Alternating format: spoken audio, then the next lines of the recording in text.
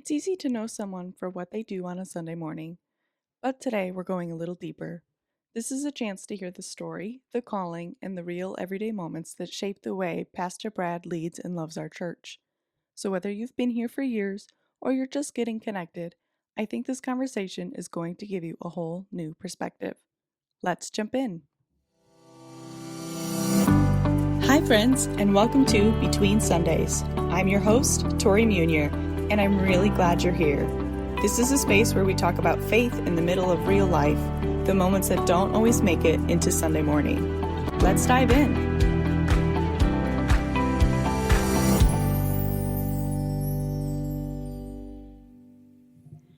So today I've got Pastor Brad Luck with me. Welcome.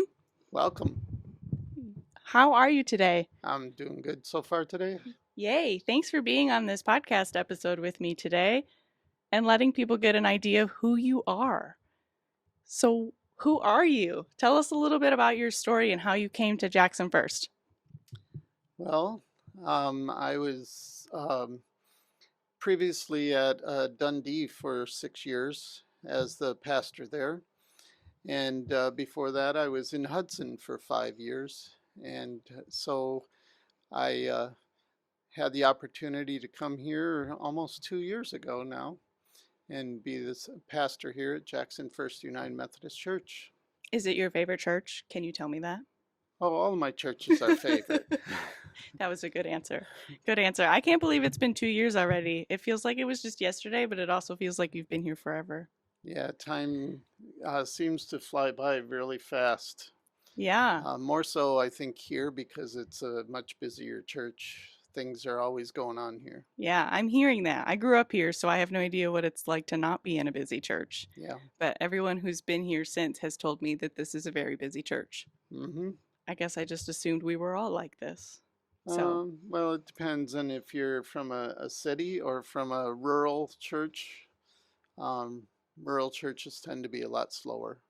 that makes some They sense. have their big events, but they also seem to have them farther apart. Yeah, that makes some sense. So I'd like to go back a little bit. How did you first feel called to ministry? When did that happen for you? Well, my ministry calling actually, if I look back, was actually around high school. And I was feeling led. It just happened to be at a church camp that I was going to. And I felt led at that time to go into ministry. But like many of us, we struggled to figure out what we actually wanted to be when we grew up. And I pushed it aside for quite a few years, but still remained very active in the church. I was part of our youth group at the church I was at. We did a lot of things through that youth group. And then I went off to college, and like most college students, you tend to fall away from the church a little bit Mm-hmm. until you go back home for vacation or something, and then you're back in church. But and then after college, ended up getting married, and we lived in Chicago for a while, and there we didn't immediately go looking for churches until my daughter was born, and then we decided it's time to find our own church. Mm-hmm. But we were only there 5 years, and then we moved back to where I grew up most of my life, and that's in South Bend, Indiana. Um, and I worked in different places throughout the years. Out of all but one of my jobs was in sales of some kind. Mm-hmm. And so the sales part of it, um, you're obviously selling products.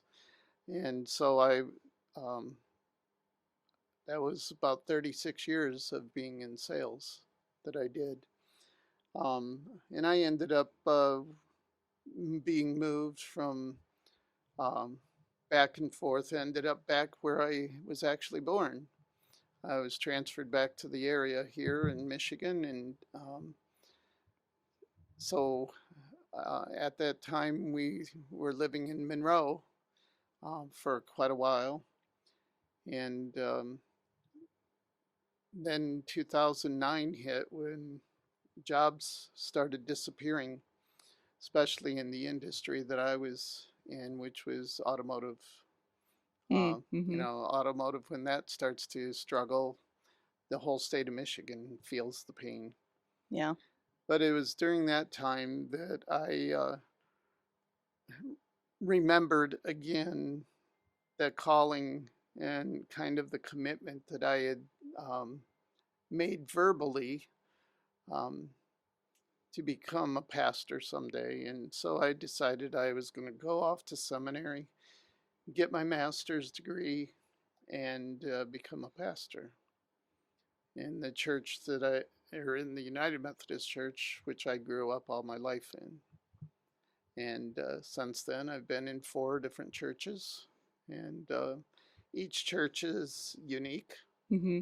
not in a bad way, always, but but yes, they're unique. They're different. They each have their different ministries that they work with, and Mm-hmm. they're um, each group of people are uh, different in their makeup and how they see church, how the community sees the church, Mm-hmm. and so each one of them is. It's fun for me often to move so that I get to meet new people and be a part of that community. Mm-hmm. And so now I'm here in Jackson. Been here 2 years, and it's we love this community. It's a nice area to live in. There's lots to do around, especially the things my that I enjoy doing. Like we love to go hiking. I love to go fishing. Yeah. I love to go golfing. And there seems to be a lot of that around here. Oh, yes. We have a lot of that, um, those places to do it. And although, because of the busyness of the church, I don't always get out all the time to do them. Oh, I understand that. So, Yes. I'm so either here or I'm home. yep. Yeah. And then when I go home, I got to work there. Oftentimes, yes. Yeah. I appreciate your story because it makes you feel very much like a human. I think people sometimes see pastors as pastors. And I mean that in a nice way, but in a kind of a way too. Hmm. A lot of people seem to think pastors were called right from the get go, and this is something you've been doing all of your life, and you were always, following the Lord, but it doesn't always look the way people assume it does. So I appreciate the Yeah. authenticity of your story. I think in some ways, yeah, I know a lot of pastors who went straight out of high school, got their bachelor's, then went to seminary to get their master's degree, and were placed in churches. But I feel in a lot of ways working in the communities and the places give you experience so Mm-hmm. that when you do become a pastor and you're working with people who work every day Mm-hmm. in their jobs, that you can better understand them and connect with them and, better Yeah. than some that have only been in the church and they don't always know what's going on out there in the working world or in certain communities. Mm-hmm. Yeah, I'm kind of learning a little bit about that now as I wrestle with where I'm supposed to go and listening to God's call for me, but also just knowing that the life I'm experiencing right now is also going to benefit to Hmm. whatever He's calling me to Exactly. when that happens. Yeah. So I'm trying not to rush it, but we all know Yeah. I like to rush things. I'm a planner. I like to know exactly where I'm going to go. No. Yes. I I was also for 12 years a youth director too. Mm-hmm. So working with youth is a learning experience. Yeah. When you're a youth, you don't realize um, some of the things that you do until you become a youth pastor and see what a youth do. Yes. and have to try and navigate that. Yeah, I was a youth leader here for 5 years, and I Yeah. understand that. Michael and I learned quite a bit, and we appreciate those that poured into us that we ended up getting to work alongside. Hmm. But then also, he and I had a lot of conversations about how he would parent if that was what we were called to do. Before we were even married, before we were even engaged, we were having those conversations because we were seeing some things. And so we learned quite a bit in just our 5 years Yeah. as youth leaders. So that's a plug. If you want to be a youth leader, that's a good place to learn. Yeah. From the church that I was the youth leader in, um, I was kind of the beginning youth leader that went on to seminary. Okay. Since I left, there had been four others that followed me that have all gone into ministry. Interesting. Now that for that church, that may be scary to become a youth leader, Yeah, knowing really. the trend. They're thinking, "Oh, what does that mean for me?" Yeah, you're a trendsetter. Yes.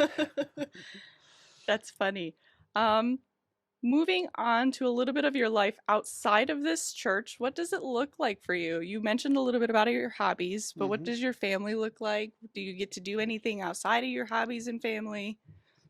Well, one of the things about becoming a pastor, I did not become a pastor until my both of my kids were graduated from high school, and um, in some ways, I in the back of my mind, might have been thinking that I didn't want to put my kids through moving from church to church, Yeah.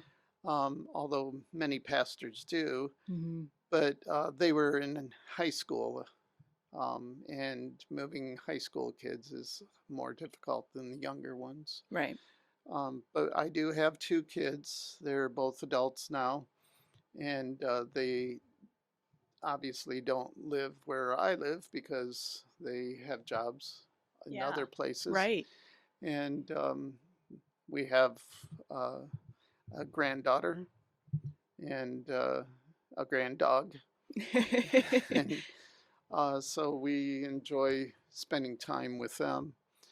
And my son-in-law and I get along really well because we have the same hobbies.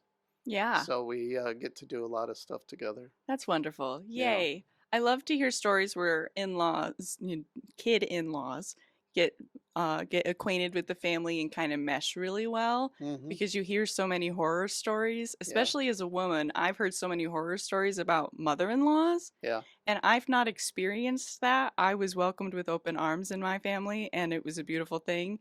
Yeah. And it makes me sad to hear that that's not usually Yeah. normal. Family dynamics are different for every family. Yeah. Goodness, yes. Yeah.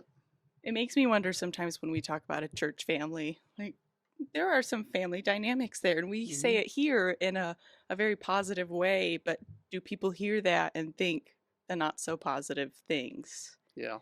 Because here, I mean, like I said earlier, I grew up here, so this is very much my church family, and I love every person Hmm. here, even when things do get a little trying now that I'm on the staff. Yeah.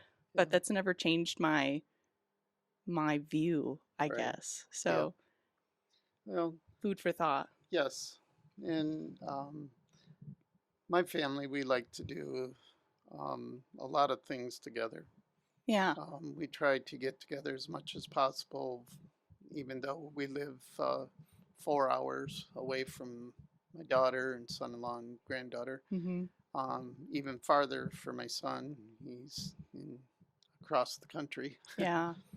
but he moves regularly too. And so, family wise, um, we try to get together as much as possible. Yeah. And my mom, she usually comes here because I have to be working. Yeah.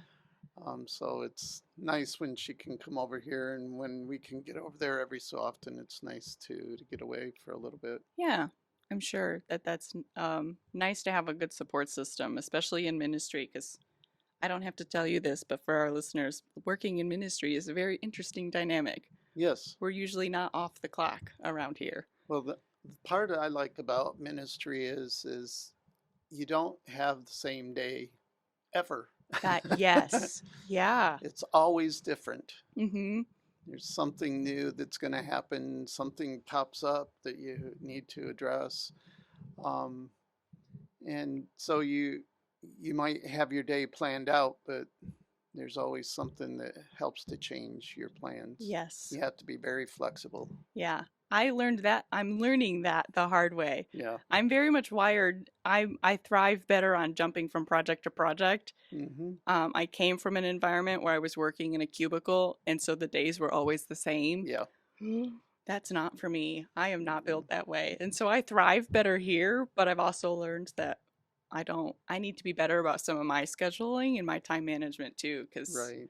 I almost plan too much for the flexibility and then I'm not missing deadlines, but I get close. Yeah. Well, we all have things that we have to get done. It's just a matter of when it's going to get done.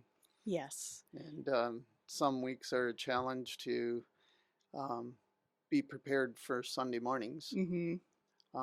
When you have something going on Monday, Tuesday, Wednesday, Thursday, Friday that you have to also be prepared for. Yes, yeah, and we're very intentional here at Jackson to not be here on Fridays and Saturdays.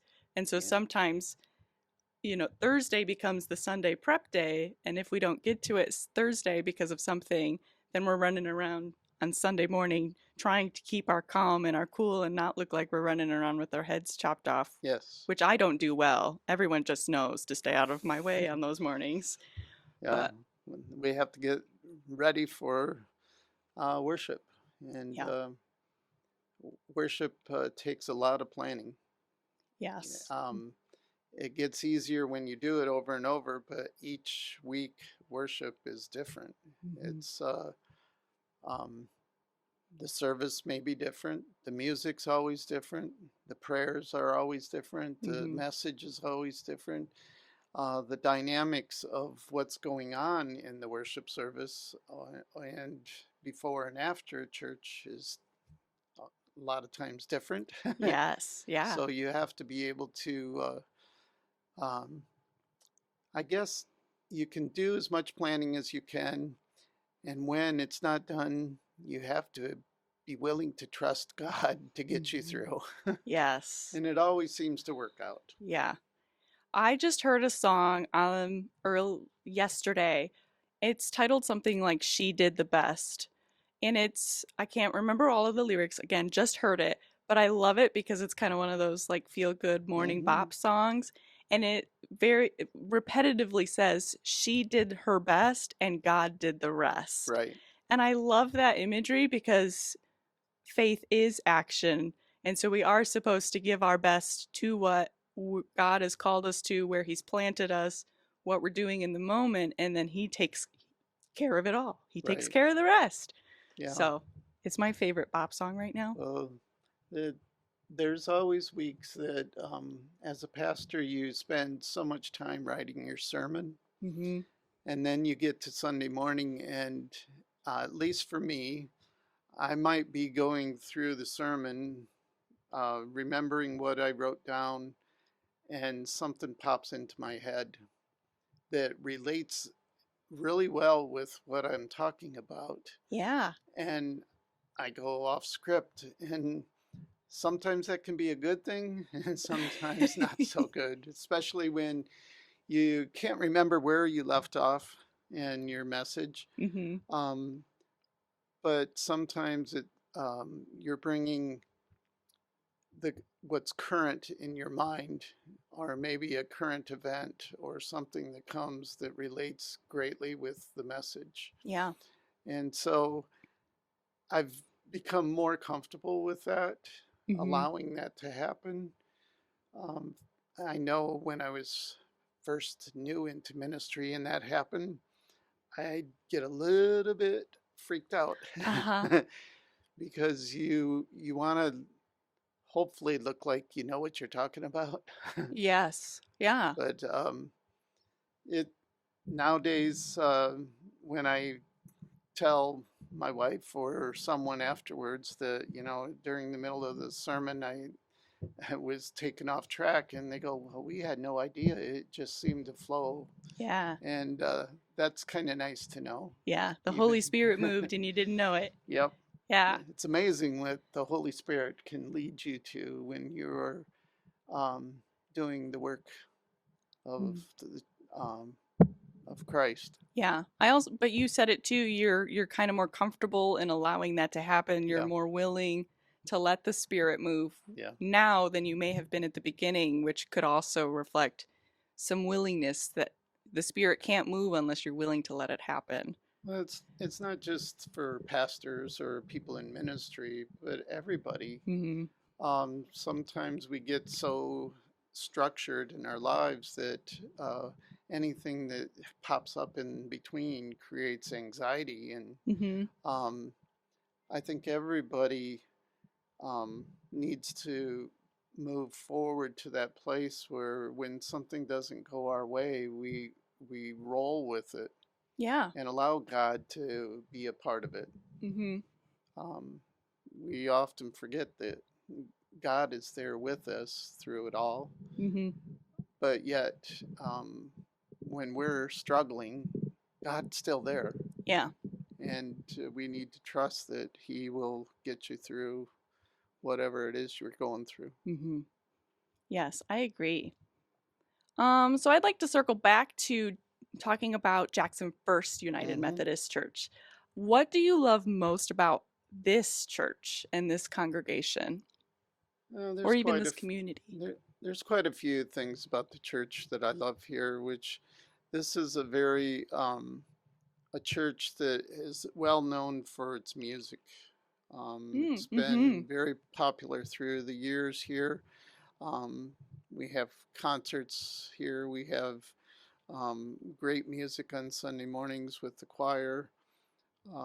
We have a wonderful organ here that is really great to hear played on Yeah. Sunday mornings. Mm-hmm.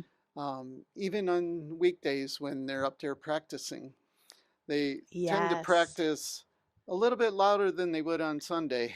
Yes. they like Sometimes. they like to clean out the pipes, I guess. Yes. It's probably the Uh, only way some of those get dusted. They're yeah, so tall up there yeah. in their Blow it all out space. so we're sitting in dust and Yeah. floating around. Yeah. If you ever get the chance to come hear the organ, Yeah, don't miss it. yeah, It's beautiful. And I appreciate the work that they put into making sure that we could have that years ago. yeah, That would be an interesting story to tell. I'll have to ask Tim to come back on yeah. and talk about that That would be story. great. I also I love the architecture of the church. Um, Yes. we it's was built here in 18 what was it, Oh. 1867 or something, somewhere around there. This particular building, Mhm. and added on to in early 1900s, in the Yeah. 1920s. And 1922, I think. yeah, Mhm. when I started college, after I decided that I uh, was going to go somewhere else besides ministry, Yeah. my biggest thought was I wanted to become someone famous. So I wanted to become an architect, Oh. and and I did that for 2.5 years, and discovered that I didn't think that I had the competitiveness and Mhm. the artistic part that architecture requires. Mhm. And so I backed away from that. Um, but still, that architecture thing in my mind is uh, active all the time. So when I go to different buildings, or especially historic buildings, to look at the details, that's what Yeah. catches my attention. And this sanctuary is beautiful here. Mhm. Not And just the sanctuary, but even some of the tile we have in the yeah, stairwells and down here yeah, on the main level. It's just you can't get enough of the detail right. here in this building. It's beautiful. And our team does such a good job of taking care of it. Yeah. Yeah, with old buildings requires a lot of work to keep it up. Yes. Yes, we And love our we building care do well team. here to keep this building going. Yeah. They're very passionate about it, which you can just tell Yeah, in a lot of the care that they do in making sure things get polished yep. They do more than just dusting and cleaning our bathrooms, right? They're Yeah. making sure that the stone wall's not falling over. They're making sure our stained glass is still good to go and holding up well. And Hmm. yeah, they've done some other fun projects around here too. Yeah. Make So sure the lights are working. yes, yeah. That'll be a fun segment too, watching Michael go up to the chandeliers in the Yeah. sanctuary to change out the light bulbs. Yep. We'll give him the GoPro. Yeah. Um, so I love the church. I love the people. Um, and I love the location of our church being in the downtown. Mm-hmm. Um, but I know there have been times historically in this downtown area which haven't been quite so prosperous down here. Yeah. And then the location seems to be a little bit more difficult for the church throughout the Yes. years, Yeah. because not as many people are coming to the downtown area. Yeah. But we being in the downtown area and being around the community activities that are down here Yes. is an advantage for us. Mm-hmm. Um, and so I like that ability to be active in this community Yeah. and also outside of the downtown area too. We Mm-hmm. are trying to get out more into the community to be where the people are that Yes. um, to see what's going on in their lives and to work with them, not just within the walls of our church, but outside of the Yeah. church too, to meet the people in what's going on in their lives. Yes. Meet them where they're at Right, and help them walk through life with them. That's kind of one of the reasons this podcast exists now, right. is so that we can Hmm. help reach people outside of YouTube and website. And, Yeah. we don't have the expectation that we'll ever see some of our listeners on Sunday mornings, and that's Hmm. totally okay. Right. Right. So, And it's, uh, even though we don't expect you to come here, we do want to meet you where you're at in yes. your life. Yeah. We want everyone to know Yeah. the Lord, and Hmm. we may drain ourselves in the process as ministry leaders, but darn it, we're going to do Yep. it. Yep. That's what we were called to do. And um, that, um, believe it or not, I'm a pretty social person. And so getting out and meeting new people is always fun Hmm. for me. Yeah. That's one of the things I'm asked when what makes Jackson First stand out. I often like to tell the Hallmark vision story. I think you and I've talked about it, Hmm. where I vision us, the little white chapel church at the end of the small town street in a Hallmark movie that is involved in everything. It's the hub where people can go if they need support, they need prayers, they need to cry, but it's also the place they can go to celebrate and to jump up and Hmm. down and to support somebody else that needs the help. Right. And so I love that this congregation is willing to step up and step out into the community and kind of make my silly little Hallmark vision come true. Yeah. I also enjoy the our missions here too with the Yes. food that we distribute, the Mhm. fresh food distribution, the food that we give to children in elementary schools that don't often have food at home, Mhm. and we we do that. Well, the fresh food is once a month, but the backpacks are every single week Yeah. during the school year that we get to children Mhm. in our community, which is important for kids to have food and feel nourished and to come to school on Monday mornings, Yes. um, because they learn better that way. Mhm. They get sleep better when they're fed. Yeah. And it's an important ministry to have here at Yeah. the church. Yeah. I love that we get to step in and help in that way, Yeah. as well as other ways too, Yeah. right? We've got so We many have, missions. yeah, we have a lot of missions in this Yes. church. We So, have to do an episode just on missions in order to yes, fit it all in. uh, Maybe I'm two. sure we can fit or do that. Yeah. It might have to be multiple Yes. ones. Yeah. Moving ahead, as Hmm. you look ahead, what are you most excited about? I'm excited for the opportunity to continue to reach people, Hmm. whether it's if people come to the church and are active in any of our programs here, or come to worship on a Sunday morning, Hmm. or it's to participate in um, maybe it's our food distribution Yeah. because people from the outside can come and participate with us. Hmm. Or it's when we're downtown here for like the Fall Fest or at the car shows. We Yeah. are in the middle of community, Hmm. and to meet the people, to maybe not invite them into the building for Sunday morning, but to just build those relationships. Yeah. Believe it or not, not all people are comfortable walking into churches. Yeah. Some have never been in a church their whole life, Hmm. and churches can be a scary place. Some have been in the church, and for whatever reason, they left and maybe never returned. Yeah. There's many reasons why people do that. Hmm. And there's some that come, but going to church regularly means that they show up maybe once a month. Yeah. And then there's those who are here every single week. Hmm. So there's a wide range of people, um, and we want to build the relationships more so than expecting to fill our pews here. Yes. Yeah. Yes, it's nice to have people come to church and worship and fellowship together and uh, be together.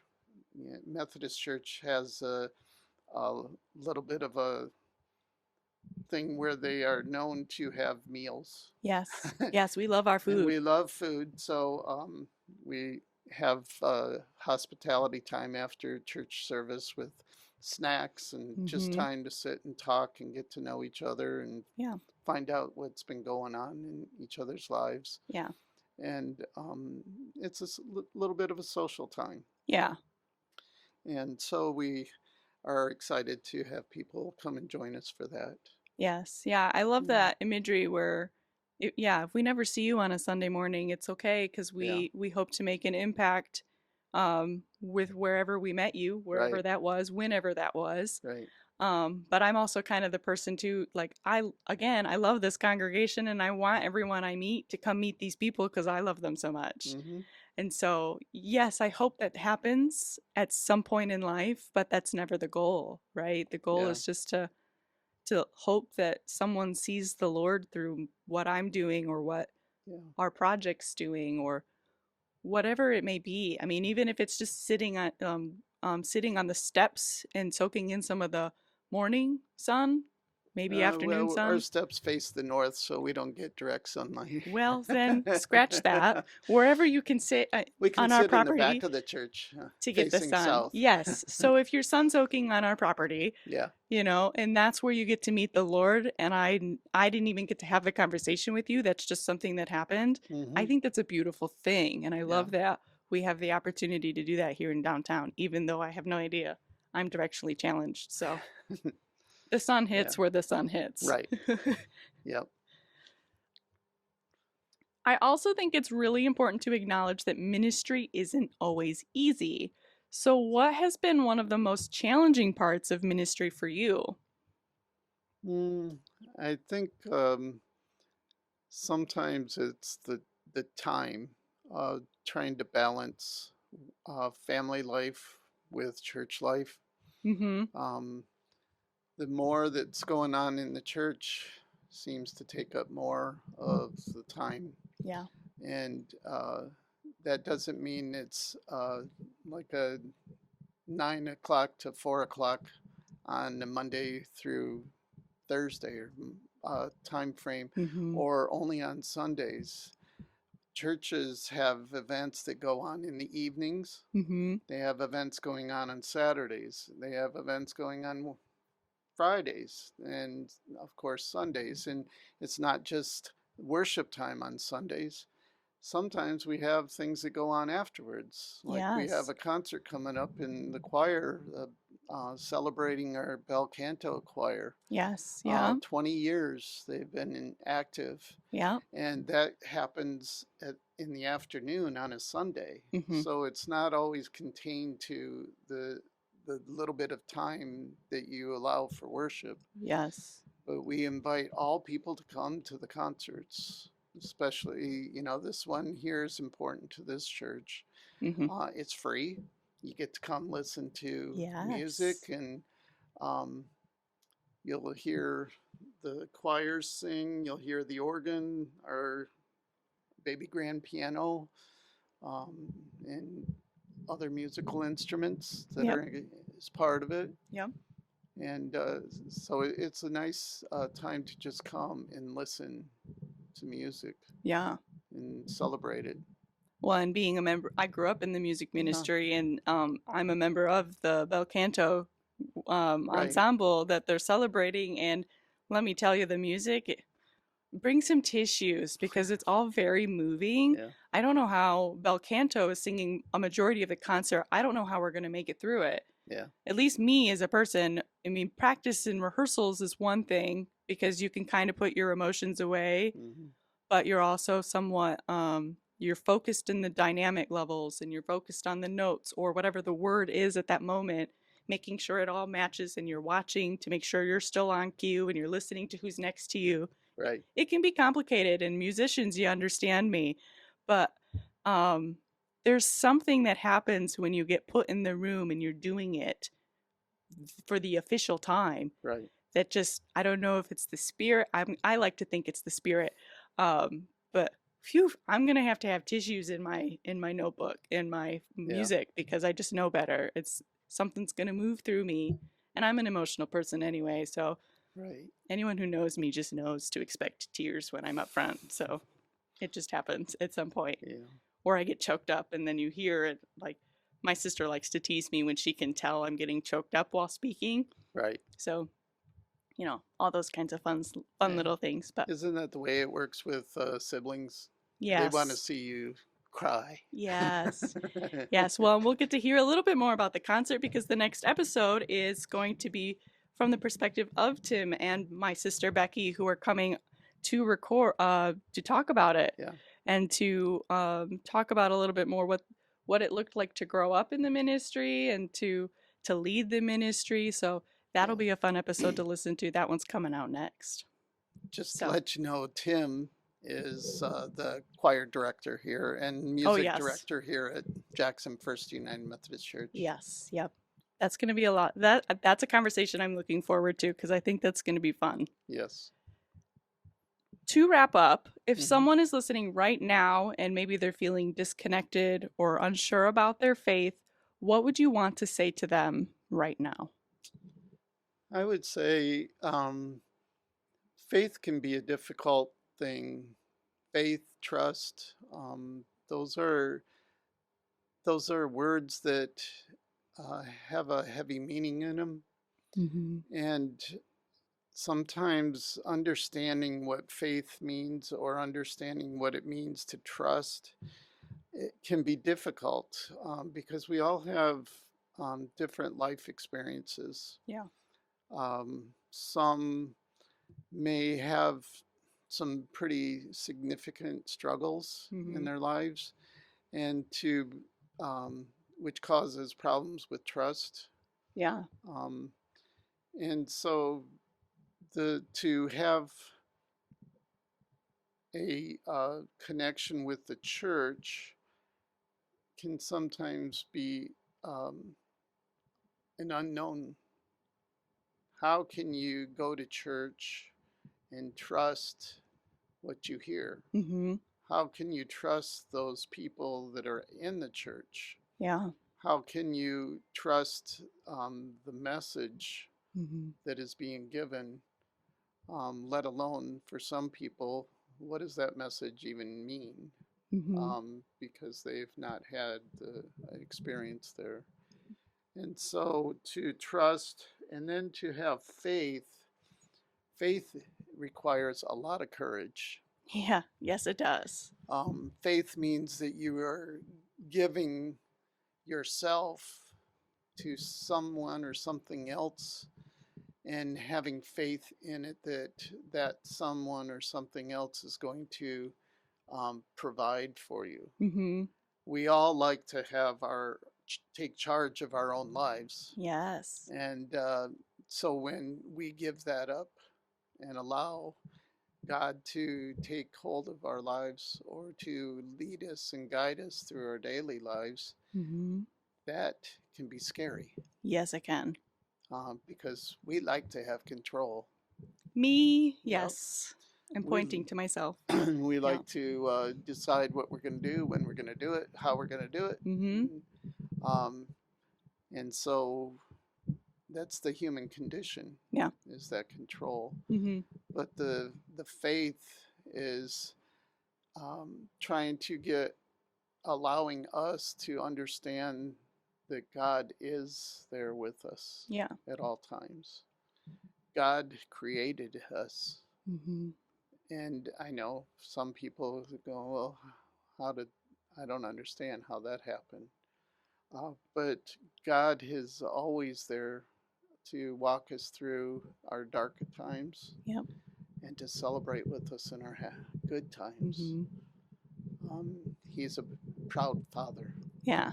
and he loves to see his children um, succeed, Mm-hmm. and he cries when we are struggling, and he just wants us to be the best that we can possibly be. Yeah. He created us for that. Yeah. Now it's just a matter for us to take advantage of that. Yeah. To do And our best so he can do the yep. rest. Full circle moment. I love that song so much. And there is times when we feel that um, I know many people who struggle with worrying about that they are not enough, Yeah. that they haven't done the right things, Mm-hmm. that they are going through difficult times in their lives, and they begin to wonder if would God really love them? Mm-hmm. And the answer is yes. Yeah. Always. God gives us grace, that unconditional love Mm-hmm. that we don't earn. We don't work to make it um, something that we can receive. We don't pay for it. Mm-hmm. We don't expect it. But God's grace, that love that He gives to us, is more than we can ever imagine. Yeah. And He gives it to all of us. Even though we continue to do stupid things, or we continue to do what um, we know as sin, God still loves us even in the midst of that. Yeah. And that's the great news of the gospel, that God loved us so much that He gave His Son Mm-hmm. as a sacrifice so that we would have eternal life with God Yeah. and no longer be separated from God. Mm-hmm. And that right there, I think I can speak on, I know I can speak on behalf of our staff, but I think I can speak on behalf of anybody who's a leader in ministry where Mm-hmm. that's the whole point for us is Right. we want you to experience the unconditional grace and the unconditional love. And we want to help you discern what that looks like. Because Mm-hmm. sometimes there's stories in the Bible, right? But there's sometimes where we we're experiencing it, we don't even know that we're experiencing it. Right. And so to be able to just say, to acknowledge it and to visualize it and say, "Thank you, Lord." That's why we're all here to Mm-hmm. help people see that. Right. So I love that. That's Yeah. beautiful. So thank you so much. I'm very grateful for this conversation with you. We get to talk like this all of the time. Pastor Brad and I share an office wall.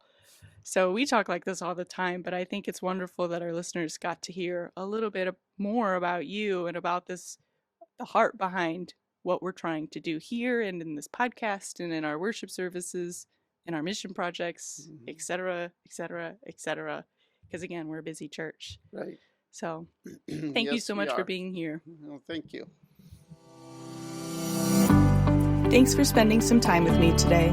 If this episode encouraged you, share it with a friend or someone who might need it this week.